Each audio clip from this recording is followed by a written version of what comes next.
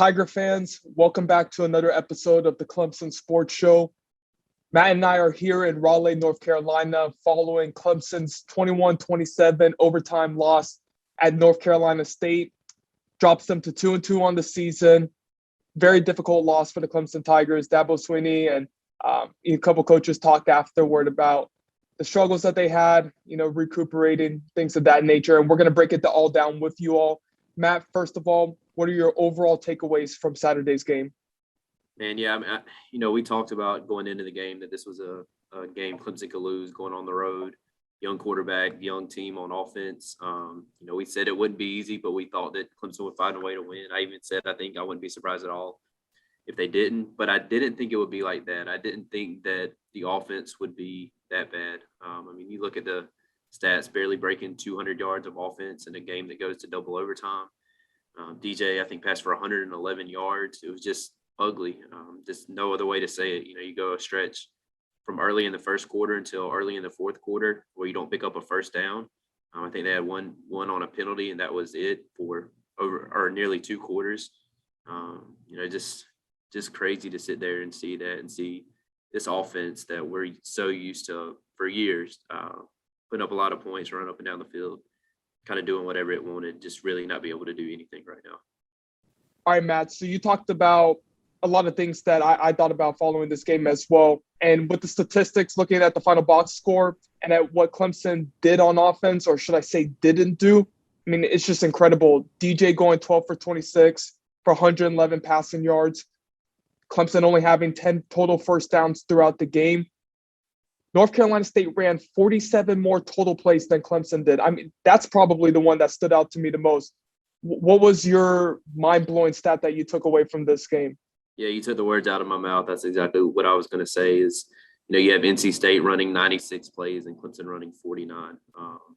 Just insane. I think Clemson had 40 plays at the end of regulation in 4 quarters. It's just, Clemson likes having 80 plays a game where they were at half of that. Not even close. And it just goes back to what we talked about a minute ago with not being able to sustain drives, not being able to pick up first downs, 3 and out after 3 and out after 3 and out. You can't just keep doing that and expect to win games. They got away with it last week at Georgia Tech. That game was a lot closer than it should have been, just with the offensive struggles.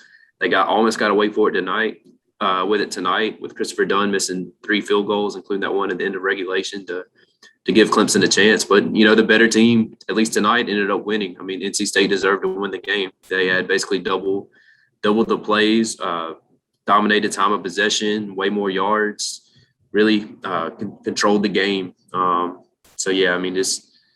Just really the whole stat sheet just going up and down. It's just stunning to look at. And you talked about time of possession. North Carolina State had 41 minutes and 18 seconds time of possession. Clemson had just over 18 minutes. That's just incredible to me. And it really speaks to Clemson's inability to convert on third downs. They only converted 2 third downs on the night. Their inability to sustain drives, how many 3 and outs that they had. This was just a tough game to watch in terms of Clemson's offense and how it was just inefficient throughout the course of the game. I was in the camp that believed that they were going to break out of this funk. Looking at the rest of their schedule, Matt, do you believe that that's even possible the rest of the season? Well, and here's the other thing. Will Shipley goes down tonight, and it didn't look great. And that was really probably their best offensive weapon today outside of Justin Ross. I think he's far and away the top running back at this point. Kobe Pace, Dabo was not happy with him in a play late in the first quarter, and he went to the bench for a long time after that. The only other running back to get a carry was Pace, and Shipley carried the load. Outside of him, he had a touchdown. So now he's out. You're looking at Lynn J. Dixon just transferred. So now you've got Kobe Pace, Phil Maffa, Darian Rencher, Michael Dukes. Just, you went from a running back room that had a lot of depth that was really good to now all of a sudden it's really, really thin. It's hard to see this offense being able to break out when you look at the offensive line play, the way it's still struggling. So many missed assignments today just watching the game. You just saw so many times where a defender comes unblocked. I pointed out one play on the message board where Clemson's offensive line had a linebacker go completely untouched. It was a 4 men in the box situation where you should be able to run against. and one of the four people in the box was a middle linebacker who no one even touched. So you just can't have those kind of things and hope to improve on offense. And I think we've seen enough now where this isn't a 1-game sample size. It's not a 2-game sample size. I mean, we're 4 games in at this point. And SC State game was fine, but DJ was 14 of 24 in that game as well. It wasn't a superb performance by any means. So Dabo said, I think tonight we are what we are right now. This is what we are. This is what we have. And what that is not good at all. And it's hard to see that getting a whole lot better in a hurry. So, Matt, when looking at the way this game played out, in my opinion, just the inability to get more receivers involved in the passing game. I mean, DJ only completed 12 passes, but Justin Ross had a majority of them. He had 8. Joe Ngata had 2. And then Will Shipley and Frank Ladson each had 1. That's been a recurring theme throughout the course of the season. How does Clemson get more wide receivers, even their tight ends, involved in the passing attack? Yeah, it's really weird because Dabo said before the season, this is a receiver room you're going to go back and take pictures of, or you should take pictures of and go back and look at later and say, man, look at all these guys that all play together at Clemson. Now they're in the NFL. That kind of happened with Adam Humphries and some of those guys, Martavis Bryant and Sammy Watkins. I mean, Clemson's had such a long line of receivers that you just kind of count on them producing NFL receivers. And I think that there are some really talented receivers on this team, but they're not getting any opportunities. I've mentioned yesterday, EJ Williams is a guy I think has to get more touches. Just watching practices in the preseason, I really felt like he was right there with Ngata as the second best receiver. And I think he's barely gotten targeted at all the last 2 games. He's playing some, but not getting many opportunities. Really, Justin was the only guy, you're right, that they really gave many chances to. So just surprising to see, I think, just from what we heard about all season. Also Justin had a couple of chances late to make grabs and was unable to come down with them. So, he had a really good game, but still at the end made a couple of mistakes or was unable to make a couple of tough plays late that ended up costing Clemson. So, yeah, they definitely have to figure out a way to get more guys involved in the passing game. Yeah, and you're talking about that missed potential touchdown opportunity where DJ threw it to Justin Ross on first down, in the second overtime after North Carolina State had scored, and Justin just couldn't haul it down. It was a tough catch. It was going to be a tough one, but, just somebody of his caliber, you kind of expected for him to come down with it. And, Matt, you can't tell the story of this game without talking about DJ. Of course, we mentioned, he couldn't even get over 50% completion. Just struggled again with his accuracy, poise in the pocket. Sometimes he looked confident, especially on the 2 scoring drives. Sometimes he didn't. What's your overall assessment of what we've seen from DJ so far this season? Yeah, it was really weird today because he actually came out and made some nice throws early.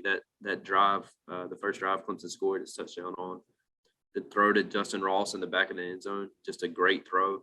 He made a couple of other throws on that drive where I thought, man, now he's going to really get going. This is good to see. And then he turns around and Clemson goes almost 2 quarters without a first down after that. So this didn't look comfortable. The pressure, I think sometimes he was hesitant to throw the ball, and there weren't a lot of guys open, but still I think sometimes you just have to give your receivers a chance, especially a guy like Justin Ross, Joseph Ngata, guys who have proven that they can make plays. I thought he held on to the ball too long, took a couple of sacks. So just not a great game for him, and it continues to be a struggle. Davos, when he was asked after the game if there was any thought of benching DJ moving forward and giving somebody else a chance, which is a question that would have seemed insane going into the season. Like you would have never thought that 4 games in, people would be asking about benching DJ, and it would have just been a horrible question. But it's a reality right now. I mean, it's a fair question. Not that he needs to be benched, but it's a fair question to ask when your quarterback's 12 of 26 for 111 yards and you just can't get anything going offensively. I mean, it's fair to say, hey, do you just have to give somebody else a shot? Not that it's permanent, but maybe just give someone else a shot for a couple of series, give DJ a rest and just see if sitting on the sideline and watching if he picks up on anything or just tries to find any way to get a rhythm. But, yeah, another not great game from him. It's just surprising to see. Yeah, so here are my thoughts on that situation. First of all, DJ is the best option for Clemson. There's a reason he's the starting quarterback, and the last thing you want to do is do irreparable damage to his confidence and put him in a position where he psychs himself out of the game even more than what he's doing right now. Also, I look at this game and I see that Clemson wasn't able to establish the run. I know they had 103 yards rushing. 37 of that came on one run by DJ, 63 total by DJ. The run game was non-existent. So NC State was pretty much locking down on the run, and they were covering the receivers pretty tight, as you mentioned. It's just hard to see what more he could have done. I know he had some missed passes, but the offensive line isn't performing to the standard that it holds itself to. The receivers aren't getting plenty of yards of separation. So I'm not in favor of benching DJ. This isn't a situation. This is when I'm in favor of benching quarterbacks. When the offensive line is working well, the receivers are doing great, the run game is great, but the quarterback is holding back your potential. This isn't a Kelly Bryant and Trevor Lawrence situation where Trevor takes the offense to another level. I just don't see any of Clemson's backups doing that for them. So let's switch on over to the other side of the football, Matt, talking about defense. And the major storyline here is all the injuries. Brian Bresee, James Skalski, and then obviously Tyler Davis was out going into this game. What did you think about, just the attrition there for Clemson? Yeah, it's tough right now, man. I mean, Bresee didn't look great when he went down. I was watching James Skalski closely on the sideline. His shoulder was clearly really bothering him, and I think he got to the point he was going to try to play through the pain, and he got to the point where he just had to take himself out of the game. I'm guessing actually the trainers probably told him he couldn't go back in the game. Just you could see he just knew at a point that he wasn't going to be able to play through it anymore, and he slammed his helmet and had a towel over his head. And it's hard. I think it's really hard, and Brent Venables mentioned this after the game. It's hard to see those guys like that because how much time they've invested. Skalski came back for a sixth season, wanting to make up for the mistakes against LSU and Ohio State and for being ejected in those games, and wanted to really go out, and you work all off season to be able to do that. And then you get injured, and not only are you injured, the team's also 2-2. Playoff hopes are dashed. The goals, I guess what you can accomplish this year is starting to change. You don't control your own destiny for the ACC anymore. It's going to be really hard to have any shot of even a at-large bid for a major bowl or anything like that at this point. So, it's just I feel for those guys. It's hard. You never want to see guys get injured, and especially guys who are 6 years. They know this is their last time. I think it's accurate to say James was pretty heartbroken on the sideline just looking at him. So, man, a lot of big pieces for the Clemson defense banged up right now and not sure when they'll be able to get back. All right, so you talked about in that response there, just projecting long-term for Clemson. I mean, a New Year's Six bowl game isn't guaranteed. Playoff hopes are definitely done, as you had mentioned there. I mean, how do you believe Clemson finishes off the season? I know, you're probably going to go through the schedule a little bit more and, check out which games that they may be able to win and see how those teams are playing at the time. But I mean, is this an 8-1 team? Is this a 7-1 team? What's your thoughts on their projection?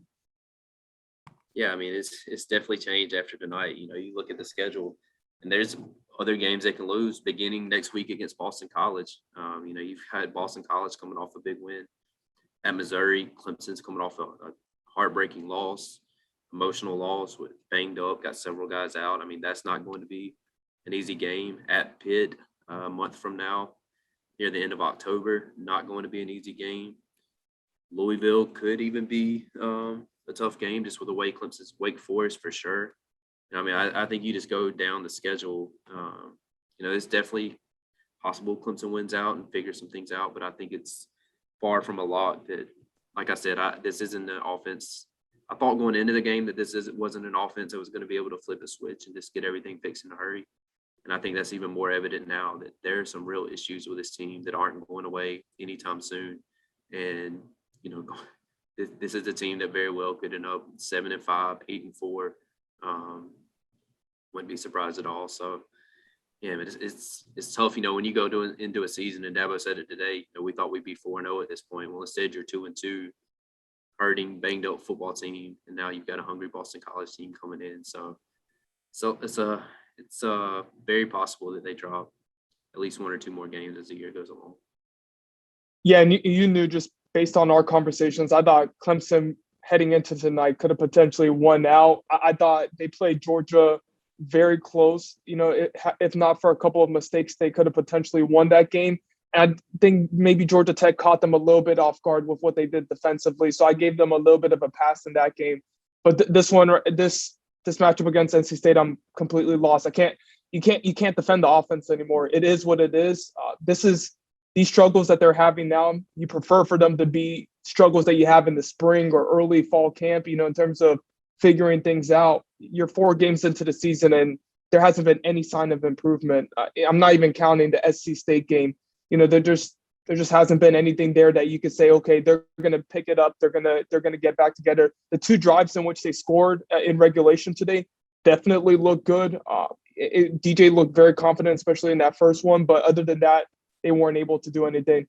So, Matt, do you envision this team being in Charlotte in December? Do you see them making the ACC championship, or is that too tough to say right now? Yeah, I mean, if I was picking right now, I would say no. I mean, I don't see, especially with all the injuries like we've talked about, it's hard to see this team winning the division and ending up in Charlotte.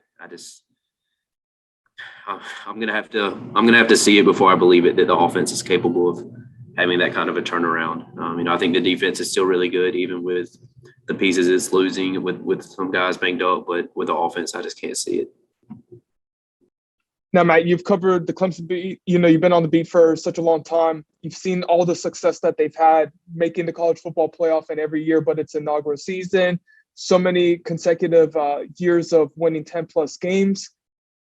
Is this, we don't want to be too drastic here, but, does this feel like the turning of the tide in a kind of a negative direction for this program, that maybe they're heading toward kind of a rebuild, a soft rebuild? I think it's just a reminder of how hard winning is. And Dabo says it all the time. It's really hard to win. But I think after Clemson does it for so long, you just kind of take for granted that, yeah, they're going to be in the playoff every year. They're going to win the ACC every year. And it's something that's not sustainable. And that it's not something that's going to last forever.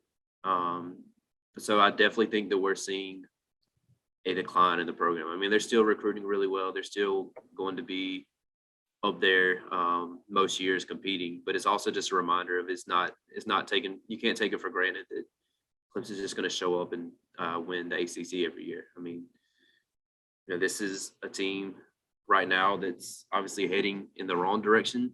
I think that they have the talent and everything to turn it back around as a program and get back to doing what they're used to doing here in the next year or two. But still, I mean, it's a tough reminder, I think, just to all of us really, that there's no guarantee that you're just going to keep winning every week. And I think we kind of forgot that. Matt, the final thing I want to touch on before we wrap everything up is recruiting, because you mentioned it before in that previous response, and it's kind of hard not to look at those efforts in the 2022 cycle and going forward. So right now, they're obviously targeting Trevor Etienne at the running back position, Oscar Delp and Jaleel Skinner at tight end, and then Andre Green Jr. out of Virginia for a wide receiver. Do you think the way the offense has struggled thus far this season could impact their chances with those players? Yeah, it's interesting. I mean, I think you have to look at it 2 ways. Like, on one end, it's not good, and so players are thinking, man, do I really want to go play in this offense? And you've got Robert Griffin III calling it archaic offense on air, and I think people are kind of doubting some about this system and Tony Elliott as an offensive coordinator. But on the other end, you have to look at the fact that there's a lot of opportunities for playing time and players who can step up and get immediate playing time. I mean, I think that's what the staff is probably selling to recruits is, man, we need y'all. Look, we need to get back to playing the way we played in past years, where we were running up and down the field and putting up all these points and yards. And, there's an opportunity for you to come in right now and compete because everything's open. You can come in and compete to be the starter right away, no matter what the position is. So I think that's probably what the message is from the staff when you're going through some struggles like this. But definitely players are looking at it and saying, man, do I really want to go play in this offense right now, and kind of questioning things. So, I just think it's kind of a double, two different ways to look at it that I'm sure, other staffs are selling it one way with, oh, you don't want to go play in that offense, and Clemson saying, man, we need you, help get us back. What are your thoughts? So, Matt, I completely agree with everything that you had to say. On one end, you can look at it as Clemson needing reinforcements on offense. On the other end, you can say, what has Clemson done to earn the trust of the recruits. For someone like Oscar Delp, I think he's heading to Georgia just based on the way they've utilized their tight ends and how Clemson hasn't.